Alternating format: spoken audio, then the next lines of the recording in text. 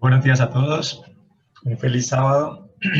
Para mí es un gran privilegio estar aquí con ustedes de manera virtual, pero igual poder verlos, poder sentirlos, la alegría de compartir la alabanza, la adoración a Dios. Así que me da mucho gusto también ver a Antonio del Pino, quien fue también mi profesor allí en el seminario de Sagunto, así que un gusto volverlo a ver, profe. Y bueno, a todos ustedes, aunque quizás no nos conocemos presencialmente, también me da mucho gusto saludarlos.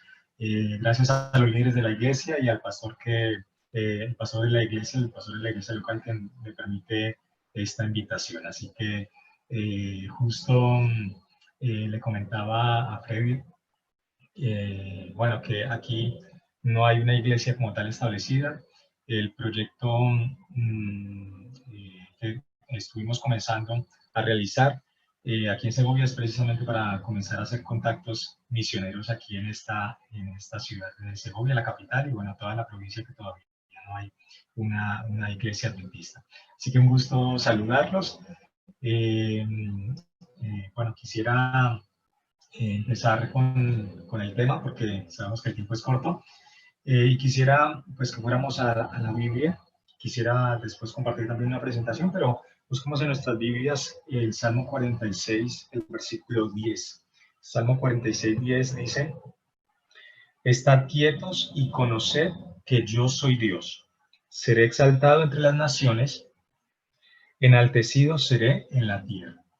Entonces, este salmo, como este versículo, este salmo, como muchos otros lugares de la Biblia, nos instan a estar confiados en Dios, estar tranquilos, estar serenos, y a veces en medio de las dificultades como las que estamos enfrentando con la pandemia, quizás inestabilidad laboral, quizás también pérdida de algunos seres queridos o algunas otras situaciones relacionadas a este drama.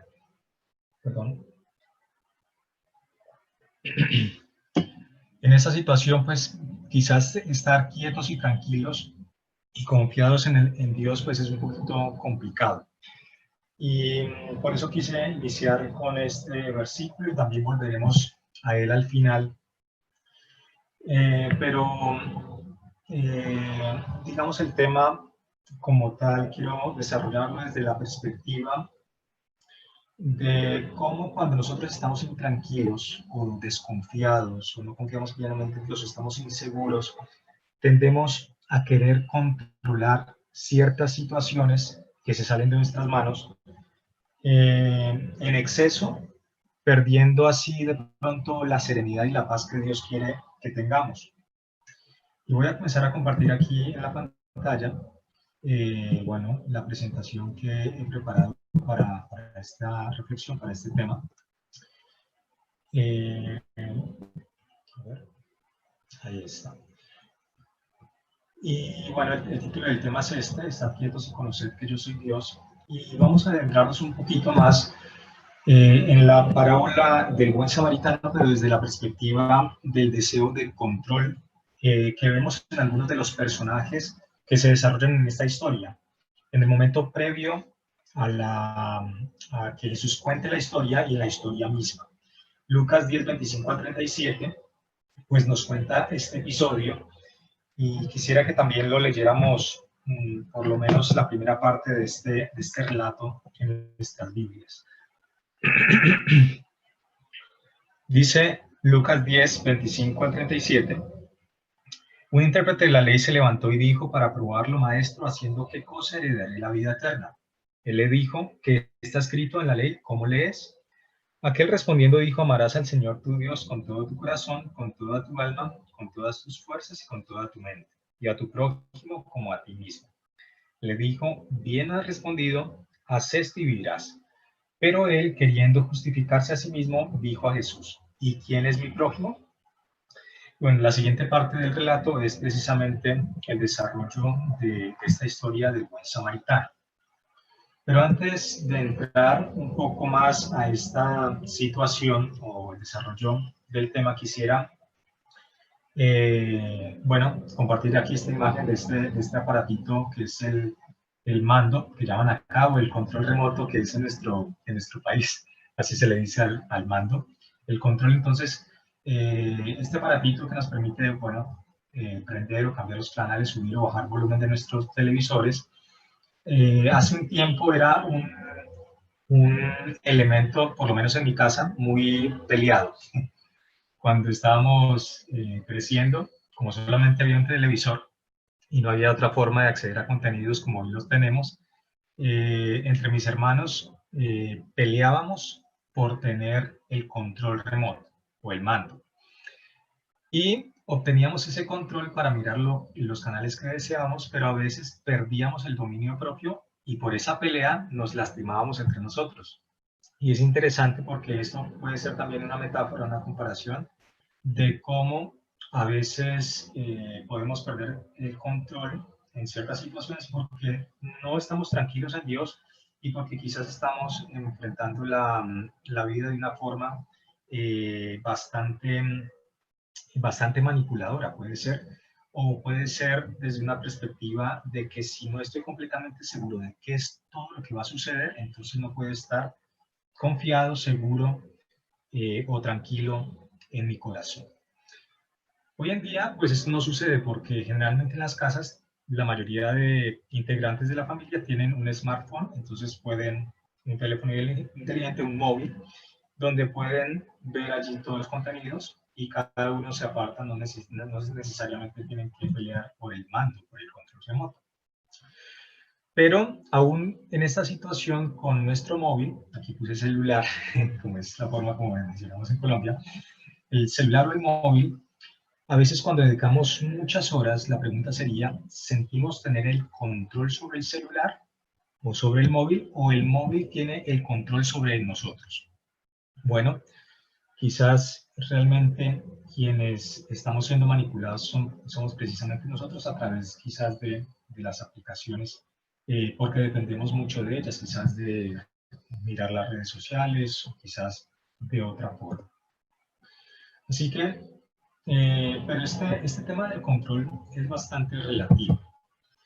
En unas líneas de una película, uno de los actores dice, en esta película Solo 3 días, dice, pasamos mucho tiempo organizando el mundo, fabricamos relojes, calendarios e intentamos predecir el clima. Pero ¿qué parte de nuestra vida controlamos realmente? Y es una frase bastante interesante en medio de todo lo que vivimos y especialmente en medio de que ahora enfrentamos rebrotes de la pandemia y de que algunas zonas de España y grandes partes de otros países también todavía están en cuarentenas o en confinamientos parciales relacionados a esta enfermedad. Y yo te preguntaría, ¿te dice algo esta frase a ti? ¿Cómo se relaciona esta frase con la situación que ahora enfrentamos con la pandemia? Pues que realmente es difícil saber a veces qué va a suceder el día de mañana. Y cuando comenzamos este año, quizás nosotros teníamos otras perspectivas, pero no nos imaginamos que en marzo iba a comenzar, por lo menos aquí en España, todo este tema del confinamiento y que truncó algunos planes de estudio, de negocio, de trabajo, de viajes quizás, que nos hicieron replantearnos un poco acerca de esa perspectiva de control que supuestamente pudiéramos tener. Fernando Savater dice, no somos libres de elegir lo que nos pasa, haber nacido tal día, de tales padres y en tal país, padecer un cáncer o ser atropellados por un auto, ser guapos o feos, etc. Sino somos libres para responder a lo que nos pasa de tal o cual modo, obedecer o rebelarnos, ser prudentes o temerarios, vengativos o resignados, vestirnos a la moda o disfrazarnos de oso de las cavernas. Bueno, este autor precisamente no es un autor precisamente que se diga creyente, pero marca una realidad que es evidente para todos nosotros, y es la realidad de la libertad. Y no podemos nosotros como personas creyentes ignorar esta realidad mucho más, porque ni siquiera el cristiano también está independiente de ciertos accidentes. Aquí presentamos en esta imagen un accidente sencillo, como muy estereotipado de pisar una cáscara de banana, pero Realmente pueden suceder otras situaciones un poco más graves, como el accidente de un niño, de un hijo, o un sobrino, o de alguien cercano, una enfermedad, incluso en pequeños, y situaciones que no elegimos con las cuales nos enfrentamos, o diferentes virus, como ya estamos mencionando. Otras situaciones quizás más positivas, si estamos contentos con nuestra familia, la familia donde hemos nacido, pero tampoco elegimos si nuestra familia no es tan de nuestro gusto, de nuestro agrado, haber nacido en dicha familia. Yo diría que hasta cierto punto tampoco nosotros elegimos el ser encontrados por esa persona maravillosa de Jesucristo, porque Jesucristo mismo nos ha estado buscando de diferentes maneras. Y no es casualidad que tú y yo hoy nos encontremos en esta reunión para este propósito de alabar a Dios, de conocer más de su palabra, que estemos hoy aquí, porque hemos sido encontrados por una persona extraordinaria. Ahora, las personas que se encontraron con Jesús no todas respondieron positivamente, y ahí está nuestra lección. Lo que nos pasa no lo decidimos al 100%, pero cómo respondemos a lo que nos pasa sí es una decisión que está en cada uno de nosotros. Entonces, algunos de nosotros hemos decidido aceptar a Jesús en nuestras vidas, amarlo, obedecerlo, seguirlo, y otras personas quizás han rechazado esa oportunidad cuando han tenido este encuentro con Jesús. Pero en el inicio de la historia, en este punto especialmente que desarrollamos en Lucas 10, vemos que se acerca un intérprete de la ley y quiere probar a Jesús. El texto dice claramente que él le hace una pregunta para probarlo, es decir, hay un intento de manipulación. Y vamos a ver un poquitito más esto. Bueno, el versículo es Lucas 10:25, un intérprete de la ley se levantó y dijo para probarlo, maestro, ¿haciendo qué cosa heredaré la vida eterna? Fernando Sabater nos sigue diciendo de la siguiente manera, la mayoría de las cosas las hacemos porque nos mandan. Los padres, los superiores o las leyes, porque se acostumbra a hacerlas así. A veces la rutina nos la imponen los demás con su ejemplo o presión, porque son un medio para conseguir lo que queremos o sencillamente porque nos dio la gana o nos da la gana. Diferentes motivaciones para hacer las cosas, pero resulta que en ocasiones importantes o cuando nos tomamos lo que vamos a hacer verdaderamente en serio, todas estas motivaciones corrientes resultan insatisfactorias. Ni órdenes ni costumbres bastan, y no son cuestiones de capricho. Es decir, hay cosas que no se pueden explicar simplemente desde un punto de vista de por qué alguien más lo dijo, que lo hiciera, o porque todo el mundo lo hace así, entonces yo también lo hago así, o simplemente porque me dio el capricho de hacerlo. Y en este aspecto hacemos una pregunta respecto de la historia. ¿Cuál crees que era el motivo principal del intérprete de la ley? ¿La costumbre? ¿Órdenes de algún superior? ¿Hacía esto porque quería conseguir algo más o simplemente porque se le dio la gana? Bueno, el libro Palabras de Vida del Gran Maestro nos responde esta pregunta.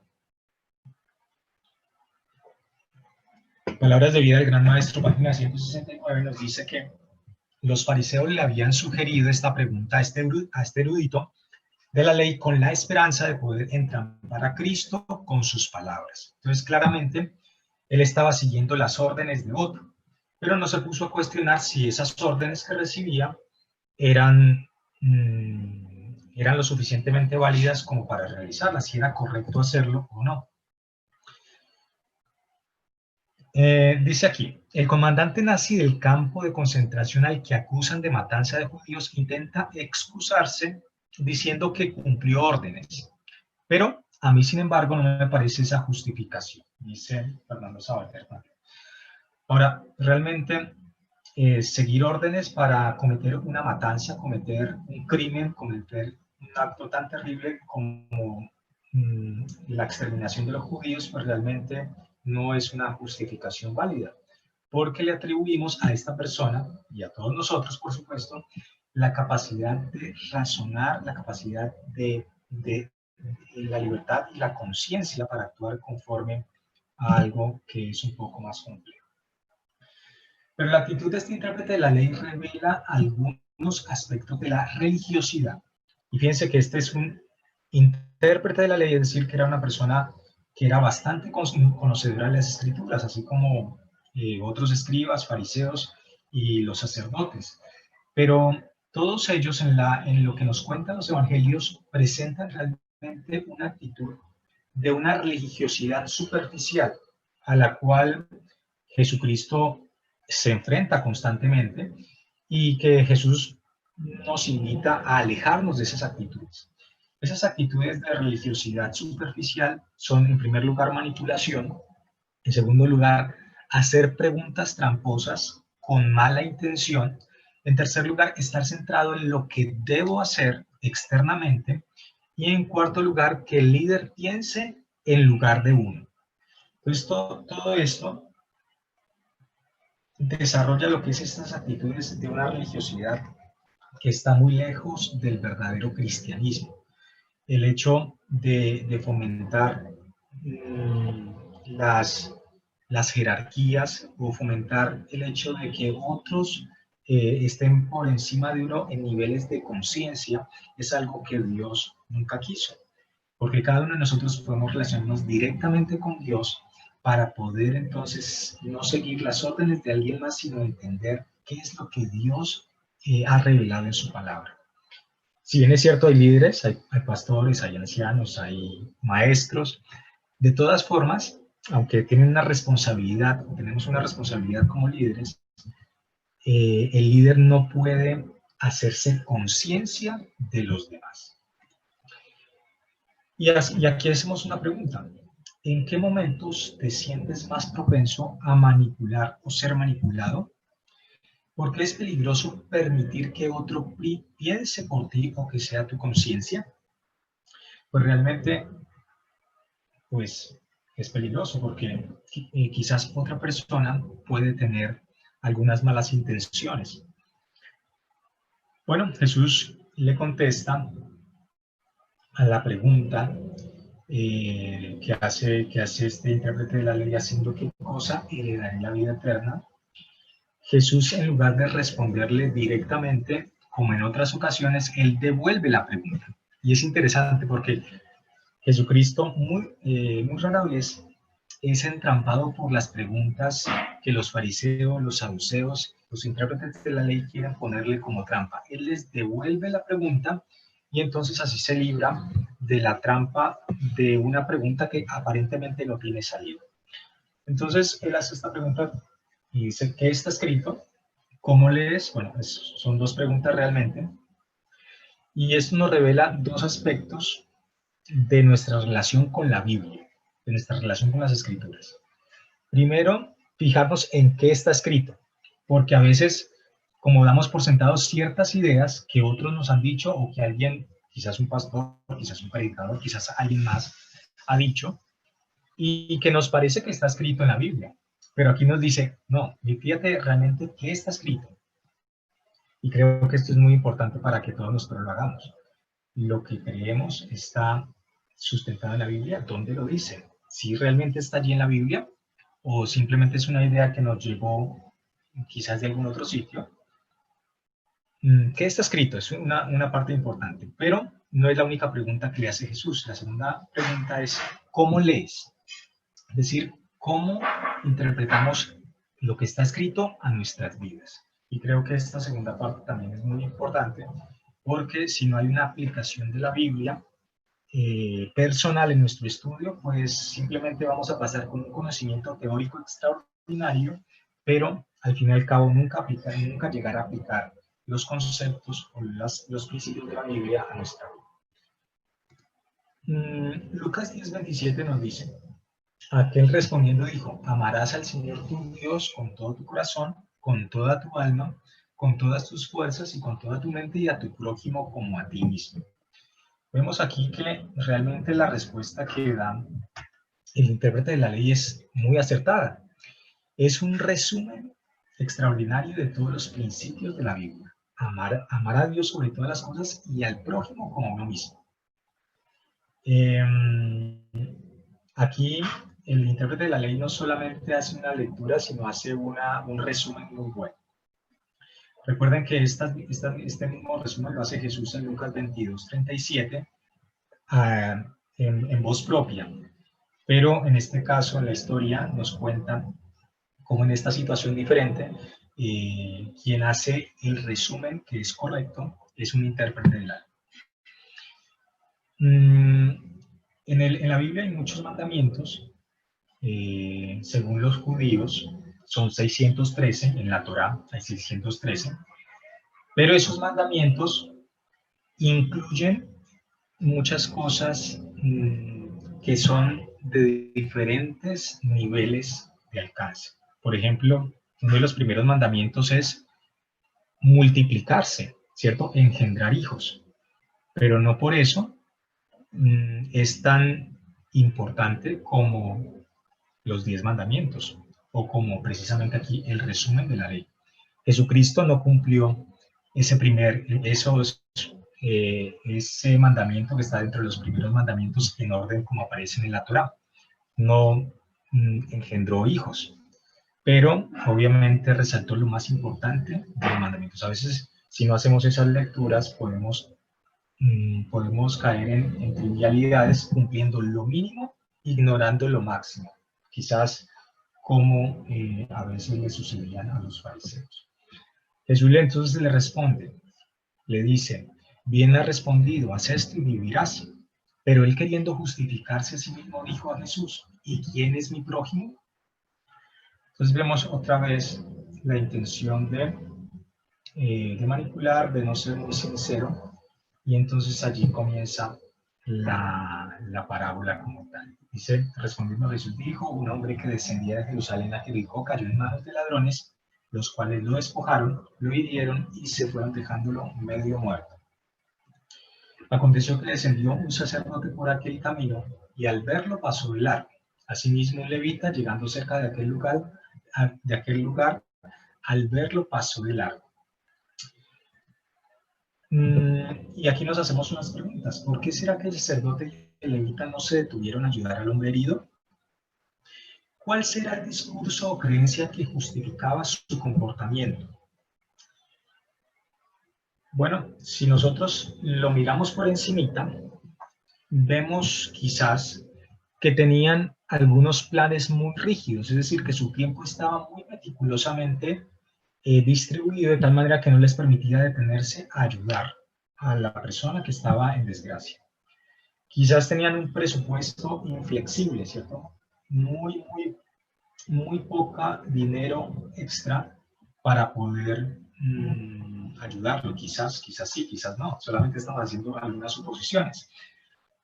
O quizás sí tenían ese dinero, pero ya estaba destinado a otros asuntos que eran más importantes para ellos que la ayuda a alguien más. Y también se presenta el aspecto de la impureza ritual. Todos estos son excusas o justificaciones para su comportamiento, que quizás estaban en la mente de ellos. Y aquí quiero comentar un estudio que está citado por Fernando Zavala en un libro que se llama Control de calidad para tu mente, y que pues quizás algunos de ustedes ya han leído. El estudio es el siguiente, y justo es relacionado con la parábola del buen samaritano.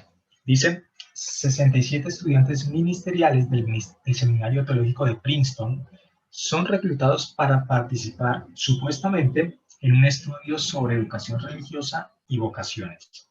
Llenan primero un cuestionario con preguntas relativas al tema, luego se les informa de que además del cuestionario, el estudio requiere que cada participante dé un discurso con duración entre 3 y 5 minutos sobre un tema que se les asignará. Fíjense que los que son base de este estudio son estudiantes ministeriales, es decir, que van a dedicarse a una vocación relacionada con el pastorado. Se les informa que este discurso tienen que darlo en otro edificio, al otro lado del campus universitario. Cada uno encontrará en su camino a una persona que necesita ayuda y que evaluará cuánta disposición a ayudar tiene cada uno. Finalmente, el grupo es dividido, sin que ellos lo sepan tampoco, por temas del discurso A unos se les pide que hable sobre vocaciones y a otros sobre la parábola del buen samaritano. Y por indicaciones en cuanto al tiempo, a unos se les dice que van tarde, a otros que van con el tiempo justo y a los restantes que tienen tiempo de sobra. Esto forma 6 grupos diferentes. No sé si estoy yendo muy rápido con esta lectura, pero la situación es 67 estudiantes divididos primero en 2 grupos. Unos hablan sobre vocaciones y otros hablan sobre el buen samaritano. Y luego una subdivisión en cada uno de esos 2 grupos de 3, que es, unos van tarde para la siguiente parte de dar el discurso, unos van con el tiempo justo y otros van con tiempo de sobra. Entonces, allí se forman 6 grupos en cada una de las 2 primeras subdivisiones con 3 subdivisiones con las subdivisiones que he mencionado. Los resultados no mostraron diferencia significativa relativo al tipo de discurso, es decir, ya se tratará del sermón sobre las vocaciones ministeriales o sobre la parábola del buen samaritano. Esto no influyó en la decisión de ayudar o no. En cambio, el estar apurados de tiempo sí influyó en tal decisión, mientras que un 63% de los estudiantes ayudaron a la víctima cuando no estaban bajo la presión del tiempo. Solo el 1% de los que tenían prisa decidió echar una mano al sufriente. Entonces, aquí nos hace pensar mucho esto porque es muy posible que los que iban a hablar sobre el buen samaritano, que en la teoría lo tenían aquí, dejaran de tener las actitudes que transmite la historia de ayuda simplemente porque estaban apurados. Es decir, que el factor del tiempo fue mucho más trascendental. Lo que nos hace pensar lo siguiente, lo que nos hace preguntarnos lo siguiente: ¿con cuánta exactitud planificas? ¿Apartas tiempo para los imprevistos? El poner etiquetas a las personas con facilidad limita tu relación con los demás. Entonces, fíjense que a veces puede ser que estemos sobrecargando nuestras actividades con cosas que pueden ser positivas, buenas, ¿cierto? En el trabajo, quizás incluso con algunas actividades de la iglesia, pero no dejarnos un tiempo, un margen de tiempo para hacer alguna obra que esté fuera de ese calendario y que pueda ser también el cumplimiento de la voluntad de Dios, de la ayuda a alguien más. Si vamos un poquito más allá de las motivaciones del sacerdote y el levita, quizás podemos encontrar que ellos querían cuidar una imagen, es decir, controlar este aspecto. Quizás detenerse a ayudar los ponía en peligro y por eso el sentido de protección y el egocentrismo jugó un papel fundamental. O quizás tenían pensamientos de superioridad y privilegios. Y respecto de esto, en palabras de vida del gran maestro se desarrolla un poquito más, diciendo lo siguiente, pero lo vamos a ver un poquito más adelante. Ahora nos preguntamos aquí, ¿cuáles son los discursos sobre los cuales creemos que el tener el control nos hará más felices? ¿Será que podemos tener el control en todas las situaciones? ¿Será que podemos hacer que las personas actúen como nosotros queremos siempre? ¿O que las cosas salgan siempre como nosotros queremos? Y quizás cuando no salen así, perdemos el control, el dominio propio, que es lo que nos insta la Biblia, la templanza. ¿De dónde o de quién aprendiste esas ideas de tener el control? Quizás de tu papá, de tu mamá, de algún profesor. Alguien en tu vida te dijo, bueno, es que es importante que controles al detalle todas las situaciones. Y a veces vivimos la vida quizás como una estrategia, simplemente moviendo fichas para producir ciertos resultados en las personas. ¿Qué cambio podría hacer en tu vida analizar la forma en la que el control te ha ayudado o perjudicado? Bueno, palabras de vida del gran maestro comentando esta historia en página 169 dice: Cristo enseñó que nuestro prójimo no se refiere únicamente a una persona de la iglesia o la fe a la cual pertenecemos. No tiene que ver con la raza, el color o distinciones sociales. Nuestro prójimo es toda persona que necesita nuestra ayuda. Y quizás a veces estamos más dispuestos a solamente ayudar a los que se parecen más a nosotros. Pero aquellas personas que son un poco diferentes, quizás no tanto. El sacerdote y el levita habían ido a adorar al templo, fíjense lo que dice ahora en la página 171 y 172. Ellos habían ido a adorar al templo cuyo servicio fue establecido por Dios mismo. Tomar parte de este servicio era un privilegio establecido por Dios mismo. Tomar parte de ese servicio era un privilegio noble y elevado. Y el sacerdote y el levita creyeron que como habían sido honrados de esta manera, no les correspondía socorrer a un hombre desconocido que sufría a la orilla del camino. De esta forma descuidaron la gran oportunidad que Dios les ofrecía como representantes suyos para bendecir a sus semejantes. Y sigue diciendo aquí algo muy interesante. Dice, muchos cometen hoy un error similar. Dividen sus deberes en dos diferentes clases. La primera clase abarca las grandes cosas, entre comillas, ¿no? Las cuales deben ser reguladas por la ley de Dios. La otra clase se compone de las cosas llamadas pequeñas, en las cuales se ignora el mandamiento, amarás a tu prójimo como a ti mismo. Esta esfera de actividad se rige por el capricho, se sujeta a la inclinación o al impulso. De esta manera se malogra el carácter y la religión de Cristo es malinterpretada. Entonces, dividir las cosas entre grandes cosas, importantes cosas, ¿cierto? Quizás como dar una predicación, y las pequeñas cosas como ayudar a alguien más, ¿cierto? Es una distinción que no la hace Dios. Todas las cosas son importantes y, de hecho, al amar al prójimo y al servir al prójimo, demostramos verdaderamente que amamos a Dios y así cumplimos verdaderamente el carácter, imitamos el carácter de Jesús. Cristo está tratando de elevar a todos aquellos que quieran ser elevados. Nos permite que nos relacionemos con el sufrimiento y la calamidad con el propósito de libertarnos de nuestro egoísmo.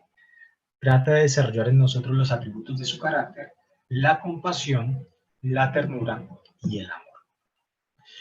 Y entonces volvemos aquí a este versículo con el que iniciamos, porque creo que está relacionado en la medida que nosotros estemos quietos en Dios, estemos confiados en Dios, estamos seguros en Él, vamos a estar en más disposición de ayudar a otros también. En la medida de que no tratamos de controlar tanto las situaciones, sino de responder de una manera compasiva a la situación que se nos presenta, conociendo y comprendiendo esa paz que viene de Dios, en esa medida vamos a poder estar mucho más tranquilos y mucho más confiados en Él. Las preguntas finales que yo traigo para este momento es, ¿has experimentado cómo el confiar en Dios puede ayudarte a disminuir tu ansiedad?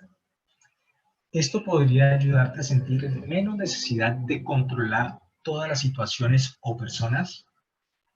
¿Y qué cambio hace en ti el saber que hay cosas que están fuera de nuestro control y otras más profundas que sí podemos elegir cambiar?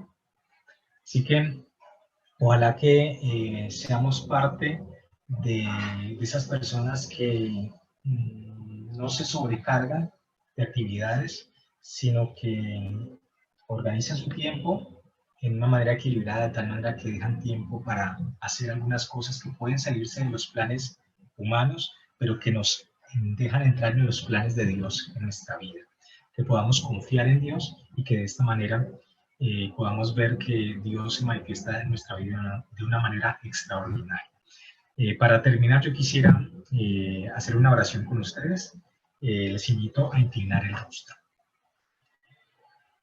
Amante Padre que estás en el cielo, santificado sea tu nombre, Señor. Gracias te damos por que en estos versículos en los que hemos reflexionado tú nos ayudas a estar un poquito más confiados y más tranquilos en ti.